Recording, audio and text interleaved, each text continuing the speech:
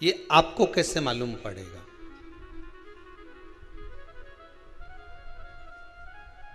पितृ भूखे हैं, इसका तो वर्णन हमने पहले कर दिया कि रात्रि को जब आप सोने के बाद में 1-1.5 घंटे बाद अगर आपकी नींद खुल जाए, 1 घंटा 1.5 घंटा आप सो लिए, उसके बाद जो नींद खुली तो 1-1.5 घंटे तक अगर आपको नींद नहीं आ रही है, रात्रि को सोने के बाद में 1 घंटे बाद जब उठे तो आपको प्यास लग गई, भूख लगने लगी, प्यास लगने लगी कि मेरे को पानी पीना पड़ेगा, घबराहट हो रही, पानी पीना पड़ेगा। 1-1.5 घंटे सोने के बाद अचानक नींद खुले और आपको प्यास लगे, समझ लेना आपके पितृ भूखे हैं और प्यास है।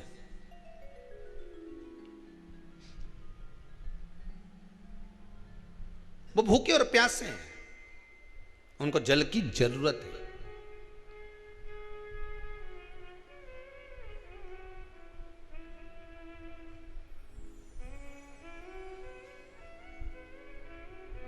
किसी भी नदी में, सरोवर में, कुंड में, बावड़ी में, तालाब में, आप तीर्थ में जाकर जब स्नान करते हैं तो स्नान करने के बाद एक काम का नियम बना लो कि अपने हाथ की अंजलि में जल लेकर अपने पूर्वजों को देना है। प्यासे रहते हैं, भाग मांगते हैं।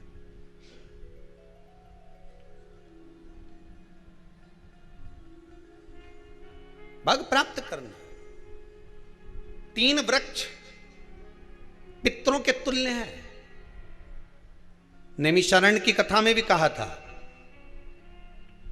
3 वृक्ष पितरों के तुल्य हैं। पहला पीपल, दूसरा बट वृक्ष, तीसरा बेलपत्र का वृक्ष।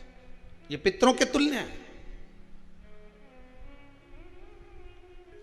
अगर आपको रात्रि में नींद नहीं आ रही है, ऐसा लगता है कि रात्रि को 1 घंटा 1.5 घंटा सोने के बाद कुछ गलत गलत विचार आने लगते हैं, नींद सुबह 3 बजे तक 4 बजे तक नहीं आती, 4 बजे के बाद फिर नींद आती है, तो एक प्रैक्टिकल जरूर कर देखना।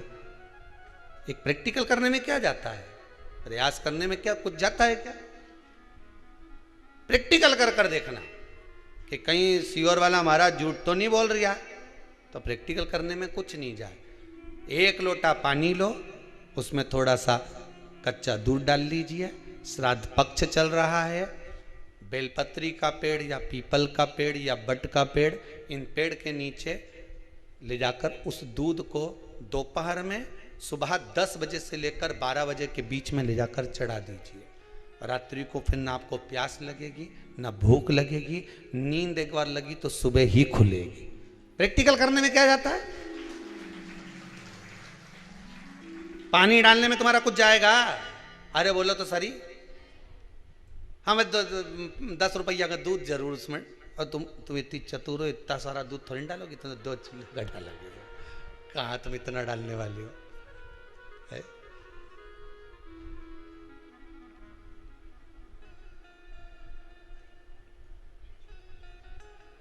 कहा बहुत चतुर चतुर लोग हो रहे संसार में हो।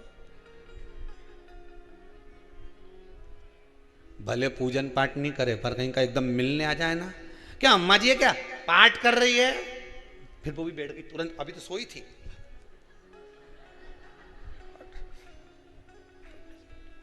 तुरंत। क्या पंडित जी हैं क्या, उनसे थोड़ा सा काम है, अभी माला जप रहे हैं, मालूम पड़े पंडित जी तो आराम से सेव फल खा रहे थे। अब प्लेट सोफा के नीचे घुसे तुरंत।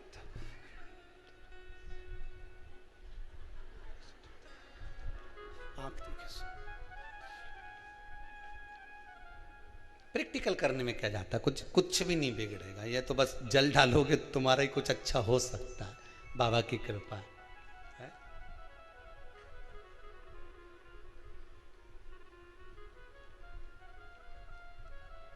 तीन वृक्ष पितरों के तुल्य हैं। पहला जम के बोलिए पीपल, दूसरा बट वृक्ष, तीसरा बेलपत्री का वृक्ष। तीनों पीपल के वृक्ष में 52,000 ब्राह्मण एक साथ निवास करते हैं, इसलिए पितृतुल्य। बट वृक्ष ब्रह्मा जी के मस्तक से बना, इसलिए पितृतुल्य है। और बेलपत्री का वृक्ष माता पार्वती जी के अश्रु से बना। जब आंसू गिरे थे माता जगत जननी जगदम्बा पार्वती के, उस समय पर पितृलोक में हलचल उत्पन्न हो गई थी। हमारी नातिन की आंख में आंसू कैसे आ गए? मैनावती की पुत्री है,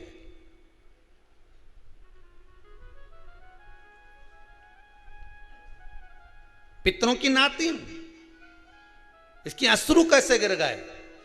पार्वती जी ने कहा ये आंसू नहीं, मेरा पुण्य भाग प्रकट करती हूं बेलपत्री के रूप में। तो पितरों ने वर दिया था कि ये बेलपत्री का वृक्ष हमारा आशीर्वाद है, इसके नीचे अगर कोई दीप लगाता है, शिव को स्पर्श कर चढ़ाता है, उसके पितरों की शांति होगी। हम स्वयं उसको आशीर्वाद देने के लिए पधारेंगे। बेलपत्र का वृक्ष पितृतुल्य।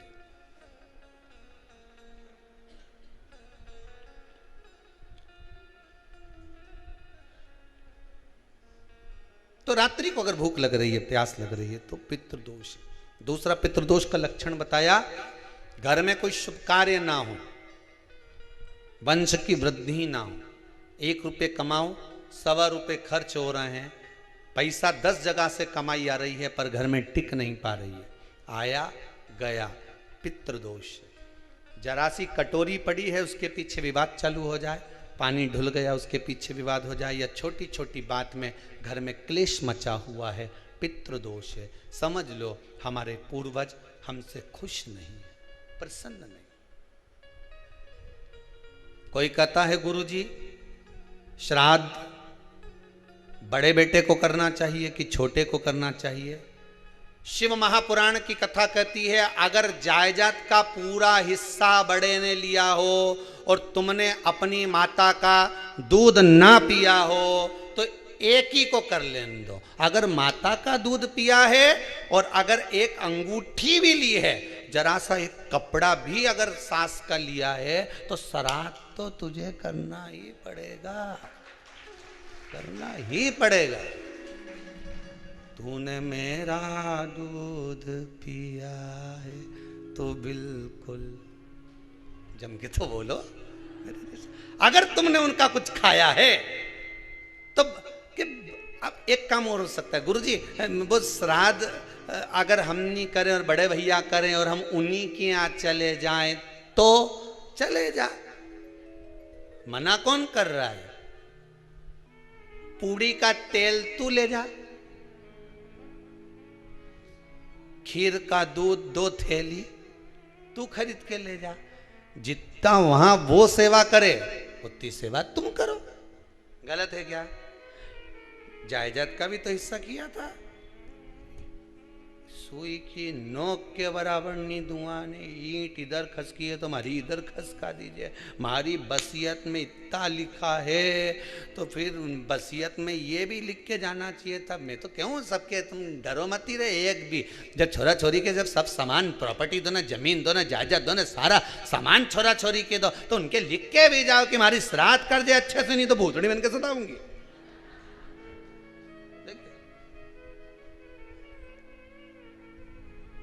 श्राद्ध करो।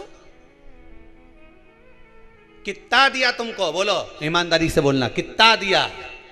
ढेरों। और एक बात बहुत अच्छे से कहूंगा, आप लोगों के जीवन में उतरे।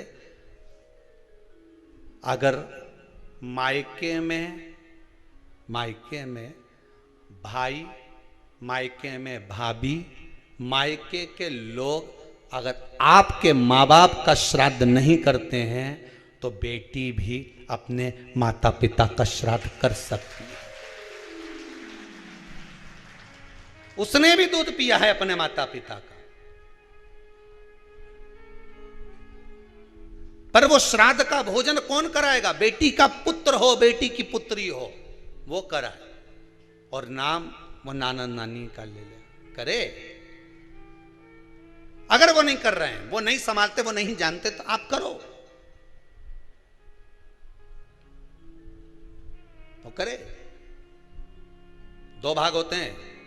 जब एक रोटी गाय के मुख में दी जाती है, गाय के मुख में जब हम रोटी देते हैं, एक रोटी जब देते हैं या तो गाय के मुख में 16 श्राद्ध में जब रोटी देते हैं तो रोटी को बीच में से तोड़कर, रोटी का जो भाग होता है उसको, मतलब ऊपर से फुलका का परत नहीं निकालना है, रोटी जो सीधी सीधी है ना, जैसे ये रोटी है तो इसको बीच में से तोड़ लिया, 2 भाग विभाजित कर लिया, नीचे वाले भाग में भी थोड़ा सा गुड़ शक्कर रख लिया, ऊपर वाले भाग में भी गुड़ शक्कर रख लिया, एक के ऊपर एक रोटी को रख लिया, वो गाय को दी। तो अपन श्राद्ध पक्ष में 2 पूड़ी का प्रमाण है कि गाय को 2 रोटी दी जाती है, कुत्ता को 2 रोटी दी जाती है। 2 पूड़ी रख के देते हो कि नहीं देते? आप लोग तो देते होगे, 2 पूड़ी के ऊपर पूड़ी रखकर, थोड़ा सा मीठा रखकर, नमकीन रखकर, कुत्ते को भी देते, 2 पूड़ी तोड़कर कागा को भी देते। 2 पूड़ी का प्रमाण कहाँ से आया?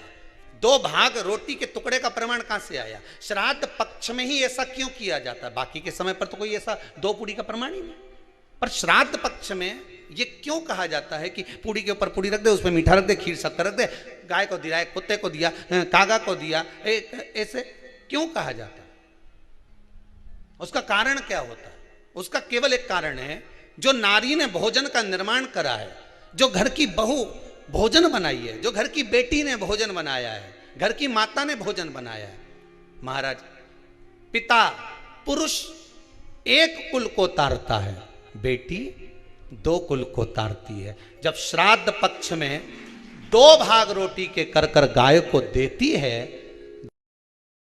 तो 1 भाग तो उसके ससुराल वालों को मिलता है।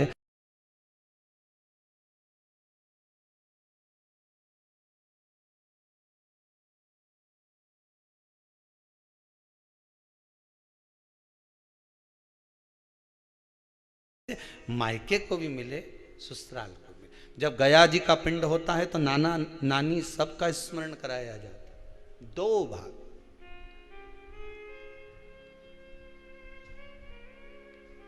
पुण्यता प्राप्त। अब लोगों को मालूम तो है नहीं कि 2 पूड़ी क्यों रखते हैं, उसका कारण वर्णित है शास्त्रों।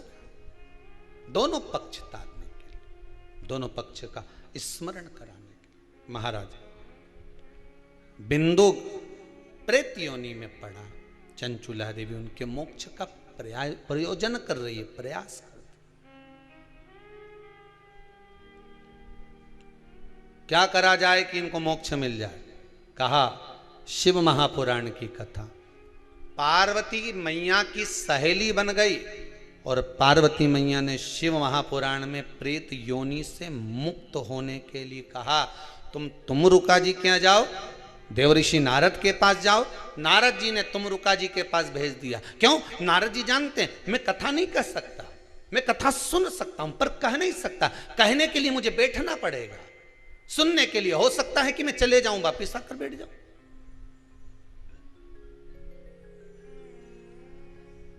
तुमरुका जी से कहा कथा कह दोगे? हाँ, कहने में क्या दिक्कत है? मेरे पति को प्रेत योनि से मुक्त करना है। तुमरुका जी बोलते हैं केवल तुम्हारा पति प्रेत योनि से मुक्त नहीं होगा। तुमरुका जी ने शिव महापुराण में कहा, सुनो चंचुला देवी, केवल एक व्यक्ति शिव पुराण से नहीं तरता, इस बिंदुक जैसे ना जाने कितने प्रेत इस वायुमंडल में घूम रहे होंगे, ना जाने कितने पितर, ना जाने कितने आहूत, ना जाने कितने वासुक इस वायुमंडल में घूम रहे होंगे। तुम्हारा पति तुमको दिखा नहीं, तुम्हारा बिंदुक तुम्हें कभी नजर आया नहीं, फिर कारण क्या था? बस मन में शांति नहीं है। घर में सारा सुख है पर हृदय में शांति नहीं, समझ लो पितृदोष है। क्या करा जाए? फिर क्या करोगे? महाराज, हृदय शांति, हृदय शांति। केवल एक अकेला बिंदुक शिव महापुराण की कथा सुनकर नहीं तरेगा। तुमरुका जी कहते हैं जिस समय पर मैं शिव महापुराण की कथा कहूंगा, सुनो चंचुला देवी, इस संसार के इस भूमंडल पर मृत्यु लोक में जितने भी जीव इस संसार सागर में भटक रहे होंगे, शिव महापुराण की कथा सुनकर वो भी तर जाएंगे। ये अकेली बिंदुक को तारने वाली नहीं है, इस मृत्यु लोक में जो विराजमान। आज भी नियम है महाराज, श्राद्ध का भोजन टेबल पर नहीं कराया जाता, श्राद्ध का भोजन ब्राह्मण को कुर्सी पर बिठाकर नहीं कराया जाता, श्राद्ध का भोजन किसी जाता। श्राद्ध का भोजन आज भी प्रमाण है कि ब्राह्मण के लिए भूमि पर आसन लगना चाहिए और जमीन पर बैठकर कराना चाहिए। तब क्यों? क्योंकि इस भूमि पर बैठकर जब भोजन कराएंगे, इसी भूमि से ना जाने कितने पितृ गए, कितने तर्पण हुए, कितनी तिलांजलि हुई, इसी भूमि से, इस रज से, इस कण से ना जाने कितने जीव चल गए। अब लकड़ी पर या टेबल पर या कुर्सी पर बैठकर ब्राह्मण को भोजन कराने का प्रमाण नहीं है। अब आपका फैशन ज्यादा हो गया तो बात दूसरी है। पंडित जी ऊपर बैठ के खा लोगे क्या? पंडित जी तो बोल देंगे अच्छा है, खिला दो।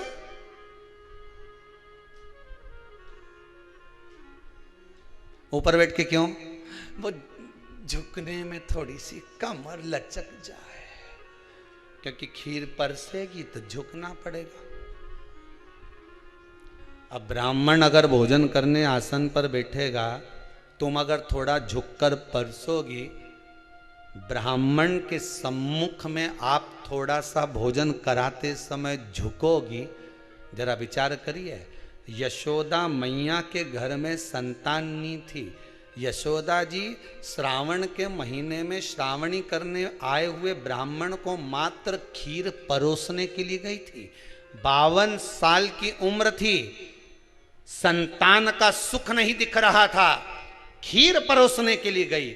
उतनी देर में ब्राह्मणों ने देखा इनके घर में संतान नहीं है, पुत्र भव कह दिया। और यशोदा जी के पति श्री नंदलाल नंदराय जी कह रहे हैं कि बाबा मैं 60 का या 55 की, बाल हो गए धोले और तुम कह रहे हो पुत्र होगा, कहां से होगा? ब्राह्मण कहते हैं ब्राह्मण जब भोजन करता है, भोजन करते समय जब वर देता है, वो वर गलत नहीं हो सकता, कहीं से भी आएगा, पर छोरा तो आएगा। और आया, कहीं से भी आया, पर पुत्र आया, क्योंकि आशीर्वाद दिया था। श्राद्ध पक्ष का भोजन टेबल पर नहीं, कुर्सी पर नहीं, श्राद्ध पक्ष का भोजन ब्राह्मण को आसन लगाकर जमीन पर कराना चाहिए, भूमि पर।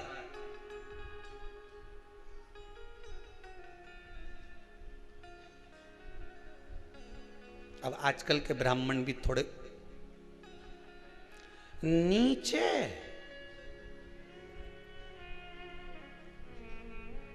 अगर हम टेबल पे ही जीम लें तो जी अब क्या बोले भी तो क्या बोले, तुम मैं बताओ।